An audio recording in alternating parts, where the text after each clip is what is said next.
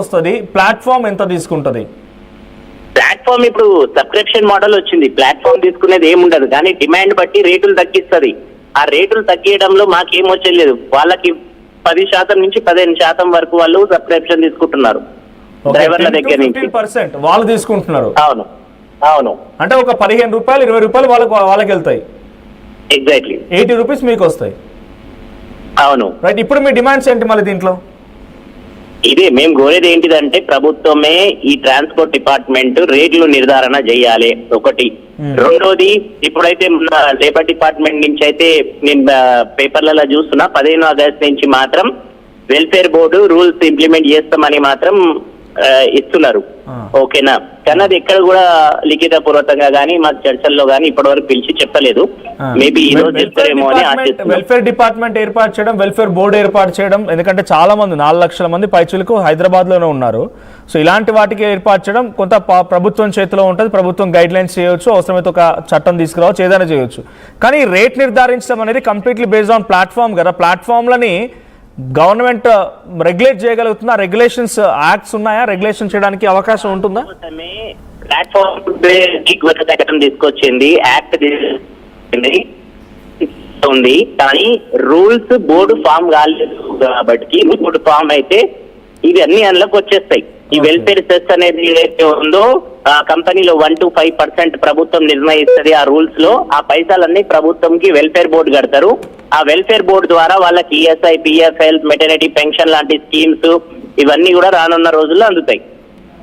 Okay, నిజంగానే ఇప్పుడు welfare board లాంటిది పెట్టాలంటే మళ్ళీ ఒకవేళ ప్లాట్ఫామ్స్ కానీ ఇంకెవరైనా వాళ్ళకి స్కిల్ చెక్ చేయాలి, లేకపోతే వాళ్ళ హెల్త్ చెక్ చేయాలి, వాళ్ళకి ఇంకా కొంత ఎంప్లాయీగా అవ్వడం అంటే డెఫినెట్గా కొన్ని ఎదుర్కోవాల్సి వస్తుంది. వాటికి సిద్ధంగా ఉన్నారా? అంటే గిగ్ వర్కర్స్ ఒకవేళ కండిషన్స్ ప్లాట్ఫామ్ వైపు నుంచి కానీ గవర్నమెంట్ వైపు నుంచి కానీ పెట్టాలనుకున్నప్పుడు చట్టంలో అన్ని విధాలు అన్ని ఫెసిలిటీలతోనే చట్టం జరిగింది. చట్టం జరిగేటప్పుడు కూడా ఎన్నో సార్లు ప్లాట్ఫామ్ కంపెనీలతోని యూనియన్స్ తో మీటింగ్స్ పెట్టి ఫైనల్ గా అసెంబ్లీలో బిల్ పాస్ అయింది. ఓకే, అది చట్టంగా ఇప్పుడు ఎన్ఫోర్స్మెంట్ అవుతుంది. ఓకే, కానీ దానికి కేవలం రూల్స్ బోర్డు అవసరం ఉండే. రూల్స్ బోర్డు కూడా తొందరలో ఇప్పుడు ఇస్తామని అన్నారు. అది లిఖిత పూర్వకంగా లేకపోతే మాకు పిలిచి మాట్లాడినప్పుడు అది తెలుస్తుంది. ఎందుకంటే పేపర్లనే చూస్తున్నాం మనము 15 ఆగస్టుకి వెల్ఫేర్ బోర్డు రూల్స్ ఇంప్లిమెంట్ చేస్తామని లేబర్ డిపార్ట్మెంట్ చెప్పింది అని చెప్పి. ఫైనల్లీ ఒక మాట చెప్పండి, ఇప్పుడు ఈ సమ్మె ఎన్ని రోజుల పాటు కొనసాగబోతోంది? ప్రభుత్వం ఎప్పటి వరకైతే చర్చలకు పిలిచి ప్రభుత్వం కానీ ప్లాట్ఫామ్ కంపెనీలు పిలిచి చర్చలకు మాకు ఈ సమస్యల పైన పరిష్కారం చెప్పవో అప్పటి వరకు మేము సమ్మె కొనసాగుతాం. ప్రభుత్వం నుంచి కానీ లేకపోతే ప్లాట్ఫామ్ కంపెనీ కానీ పిలుపు కోసం వెయిట్ చేస్తున్నాం చర్చల కోసం. థ్యాంక్ యూ సలావుద్దీన్ గారు. సో ఇది తెలంగాణ గిగ్ వర్కర్కి సంబంధించిన యూనియన్ అధ్యక్షులు మాట్లాడుతున్నమాట. ప్రతి నిర్మల సిద్ధంగా ఉన్నారు. నిర్మల సమ్మెకి దిగుతామంటున్నారు. గతంలో అసెంబ్లీలో కూడా చర్చ జరిగింది ఈ అంశం. గిగ్ వర్కర్ల వెల్ఫేర్ కోసం ప్రయత్నం చేస్తామని చెప్పుకొచ్చారు. ఏదో కొత్త చట్టాన్ని కూడా రూపొందించని సిద్ధమైపోయారు. సో ఇప్పుడు గిగ్ వర్కర్ల డిమాండ్ మాత్రం చాలా క్లియర్గా ఉంది. బేస్ ఫేర్ని గవర్నమెంట్ డిసైడ్ చేయాలి, తర్వాత ప్లాట్ఫామ్లు మా నుంచి దోచుకోవడం ఆపివేయాలి, వెల్ఫేర్ బోర్డుని ఏర్పాటు చేయాలి వాళ్ళ డిమాండ్స్. సో ప్రభుత్వం ఏ దిశగా అడుగులు వేస్తోంది? ఈ 4 లక్షల మంది ఉపాధి, సరే సర్వీసెస్ సంబంధించి ఇంకా ఆల్టర్నేట్ రూట్సో ఇంకేదో క్రియేట్ చేసే అవకాశం ఉన్నా, సో ఈ 4 లక్షల మందికి మాత్రం డెఫినెట్గా ఉపాధి కోల్పోతారు. వాళ్ళు రకరకాల ఇబ్బందులు పడే అవకాశం ఉంది, కుటుంబ పోషణ కష్టమవుతుంది. సో ఈ 4 లక్షల మంది ఉపాధి లేకపోతే 4 లక్షల మందికి సంబంధించిన జీవితాన్ని దృష్టిలో ఉంచుకొని గవర్నమెంట్ ఎటువంటి డిసిషన్ తీసుకునే అవకాశం ఉంది? చర్చలకు పిలుస్తారా? ఎస్ మనోజ్, మరి ప్రభుత్వం అయితే చర్చలకు పిలిచే అవకాశాలు కనిపిస్తూ ఉన్నాయి. ఎందుకంటే 4 లక్షల మంది ఒకేసారిగా సమ్మెకు దిగడం అనేది కూడా ఇప్పుడు ప్రజలకు ఇబ్బందుల పాలవుతారని కూడా చెప్పొచ్చు. ఇటు గిగ్ వర్కర్స్ కూడా వాళ్ళు కూడా ఇబ్బందుల పాలే అవుతారని చెప్పొచ్చు. ఎందుకంటే అందులో చాలా వరకు కూడా నిరుద్యోగులే ఉన్నారు. చాలా వరకు వాళ్ళు చదువుకొని ఉద్యోగం లేక ఇక్కడ స్విగ్గీ, జొమాటో, ఊబర్, ర్యాపిడో ఇలాంటివి నడుపుకుంటూ వాళ్ళు జీవనాన్ని కొనసాగిస్తూ ఉన్నారు. దాని మీద ఆధారపడి ఉన్నారు. ఓ రకంగా చూసుకోవాలంటే వాళ్ళు దాదాపు 1 సంవత్సరం కాలం పాటు నుంచి కూడా ప్రభుత్వంతో ఇటు కంపెనీలతో పోరాడుతూనే ఉన్నారు. వాళ్ళకు దక్కాల్సిన సర్వీస్ ఛార్జెస్ అసలు వాళ్ళు దక్కనివ్వట్లేదు, పెంపొందించట్లేదు. వాళ్లకు ఎటువంటి అవకాశం ఇంతకుముందు కూడా వాళ్ళు అడిగారు, మాకు లైఫ్ ఇన్సూరెన్స్లు కూడా మీరు ఇవ్వట్లేదు అని చెప్పేసి కూడా. అలాంటిది మరి అవి కూడా కోరుకుంటున్నారు వాళ్ళు. ఇంకొకటి ఏంటంటే ఇప్పుడు ప్రజలు కూడా ప్రతి క్షణం ప్రతి నిమిషం కూడా కాదు, ప్రతి క్షణము ఇటు ర్యాపిడో, ఊబరు ఇలాంటి ఓలా ఈ వీటిపైనే జిగ్గి జొమాటో ఈ వీటిపైనే ఆధారపడి ఉంటున్నారు. ఎందుకంటే చాలా వరకు హాస్టల్స్లలో ఉండే వాళ్ళు స్విగ్గీ జొమాటో మీద ఆధారపడి ఫుడ్ ఆర్డర్ పెట్టుకుంటూ ఉంటారు. ఇటు ఎక్కడికి వెళ్ళాలన్నా ప్రతి క్షణము ఊబరు అలాగే ఓలా ఇవి మనకు ర్యాపిడో అందుబాటులో ఉన్నాయని చెప్పేసి కూడా చాలా వరకు ఉపయోగించుకుంటున్న వాళ్ళు ప్రజలు ఉన్నారు. అలాంటిది ఇక్కడ వీళ్ళకు చూపించే రేటు ఒకటైనప్పటికీ కూడా ఇటు సర్వీస్ చేసే వాళ్ళకి వర్కర్లకు మాత్రము వాళ్ళకి చెందేది కొద్దిపాటి మాత్రమే, 5% కూడా మాకు రావట్లేదు. ఛార్జీలు పెంపు అయినప్పటికీ కూడా మాకు మాత్రం కమిషన్ పెంచట్లేదు అని చెప్పేసి కూడా వాళ్ళు ప్రాధేయపడుతున్నారు. అలాగే డిమాండ్ కూడా చేసిన రోజులు కూడా ఉన్నాయి. ఇప్పుడు మాత్రం ఈరోజు సాయంత్రం వరకు ప్రభుత్వం కానీ కంపెనీలు కానీ దిగి రాకపోతే ఖచ్చితంగా కూడా నిరవధిక సమ్మెను మేము నిర్వహిస్తాము, అలాగే ధర్నాలకు కూడా దిగుతాము. వాళ్ళు దిగొచ్చేంత వరకు కూడా పూర్తిగా సేవలను నిలిపివేస్తాం రేపటి నుంచి అని చెప్పేసి కూడా వీళ్ళు చెప్పుకొస్తున్న మాట.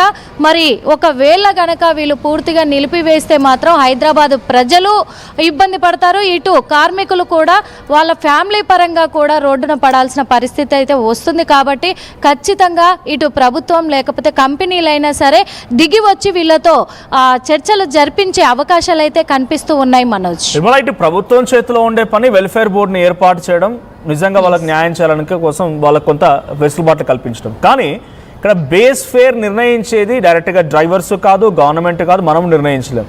యాప్లో అక్కడ జరిగేటువంటి సిచ్యువేషన్, తర్వాత అక్కడ ఉన్నటువంటి ట్రాఫిక్ మూవ్మెంట్, రెయిన్ అన్నీ కలగలిపిన తర్వాతే మనకు రేట్స్ వస్తూ ఉంటాయి, పబ్లిక్కి అందరికీ తెలుసు. సో ఇప్పుడు ఆ యాప్ బేస్ ఫేర్ని నిర్ణయించేటువంటి అధికారం గవర్నమెంట్కి ఉంటుందా? సో ఇప్పుడు దానిపైన గవర్నమెంట్ ఏ రియాక్షన్ తీసుకునే అవకాశం ఉంది? వీళ్ళకు ఛార్జీలు పెంపు అవ్వాలి అని అంటే మాత్రము ఖచ్చితంగా కూడా ఇటు కంపెనీస్ వైపు నుంచే పెరగాలి. ఇంకొకటి ఏంటంటే ఇక్కడ పెట్రోల్ డీజిల్ ధరలు కూడా పెరగడంతో వర్కర్లకు అనేది ఇబ్బంది అవుతుంది, వాళ్ళకు కూడా బర్డెన్ పెరిగిపోతుంది, వచ్చే దాంట్లో వాళ్ళకి సరిపోవట్లేదని వాళ్ళు అడుగుతున్నమాట. అందుకు ఇటు కంపెనీలు ఖచ్చితంగా కూడా వాళ్ళు ఒప్పుకోవాలి, చర్చలకు దిగాలి అనేది వాళ్ళు కోరుకుంటున్నమాట. ఇటు ఛార్జీలు పెంపొందించాలి అని అంటే కూడా ఇటు ప్రభుత్వంతో కూడా వీళ్ళు చర్చలు జరిపించాల్సిన అవసరం అయితే ఉన్నట్టుగా తెలుస్తూ ఉంది. ఎందుకంటే వీళ్ళకు కావాల్సిన హక్కులను దక్కించుకోవాలి అంటే ఈ యాప్లు ఖచ్చితంగా ప్రభుత్వం వాళ్ళతో చర్చించి ఇటు 4 లక్షల మంది వర్కర్లతో చర్చకు దిగాల్సిందిగా కూడా తెలుస్తూ ఉన్నమాట. కాబట్టి ఖచ్చితంగా చర్చలు జరిగే అవకాశం ఉంది, కానీ ఈ రోజే జరుగుతుంది అనే నమ్మకం అయితే కనిపించట్లేదు. టైం పట్టొచ్చు, మేబీ టైం పట్టొచ్చు. ఖచ్చితంగా ఆ టైం పట్టే వరకు అయితే ఇటు హైదరాబాద్ ప్రజలు ఇబ్బందులను ఎదుర్కోబోతున్నారు ఖచ్చితంగా. ఎందుకంటే అన్ని సేవలు ఆగిపోతున్నాయి. ఊబర్, ఓలా, అలాగే ఇటు మనం చూసుకుంటే ర్యాపిడో, స్విగ్గీ, జొమాటో ఇవన్నీ కూడా ఆగిపోతున్నాయి. ఇవన్నిటిపైన ఆధారపడ్డారు 80% ప్రజలు. ఆధారపడ్డప్పుడు ఖచ్చితంగా కూడా ఇవన్నీ పూర్తిగా సేవలు నిలిపివేస్తున్నారు. కాబట్టి ఇటు ప్రజలు ఇబ్బంది పడుతున్నారు, అటు వాళ్ళకి ఇన్కమ్ లేక కార్మికులు కూడా ఇబ్బంది పడాల్సిన పరిస్థితి అయితే కొన్ని రోజుల వరకు తప్పేటట్లేదు. వీళ్ళు చర్చలకు దిగేంత వరకు అనేది క్లియర్గా తెలుస్తున్నమాట. Manoj, thank you Nirmala. So మొత్తంగా రేపటి నుంచి సమ్మెకి దిగబోతూ ఉన్నారు Ola, Uber, Rapido, Swiggy, Zomato food delivery apps నుంచి మొదలుకుంటే అన్ని గిగ్ వర్కర్స్ మొత్తం కూడా రేపటి సమ్మెకి దిగుతున్నారు. వాళ్ళ ప్రధానమైన డిమాండ్ వెల్ఫేర్ బోర్డు ఏర్పాటు చేయడంతో పాటుగా బేస్ ఫేర్ని పెంచాలి అనేది వాళ్ళ డిమాండ్గా ఉంది. మరి డిమాండ్స్ని గవర్నమెంట్ ఎలా రెక్టిఫై చేస్తుంది, గవర్నమెంట్ వైపు నుంచి ఎటువంటి సహాయ సహకారం దొరుకుతుంది, ముఖ్యంగా ప్లాట్ఫామ్స్ అంటే ఈ అప్లికేషన్ సంబంధించినటువంటి ఆ ప్లాట్ఫామ్స్ అధికారులు, ప్లాట్ఫామ్ సంబంధించిన ఆఫీసర్లు వాళ్ళని ఎలా అప్రోచ్ అవుతారు, వాళ్ళతో ఎటువంటి టాక్స్ నడుస్తాయి, ఏ రకమైన పరిష్కార మార్గం దొరుకుతుందో చూడాలి. బట్ డెఫినెట్గా ఈ సర్వీసెస్ నిలిపివేశారు అంటే కనుక చాలామంది ఇబ్బంది పడక తప్పదు. ఉదయాన్నే లేస్తే చిన్నగా ఒక కప్ కాఫీ పెట్టుకోవాలన్నా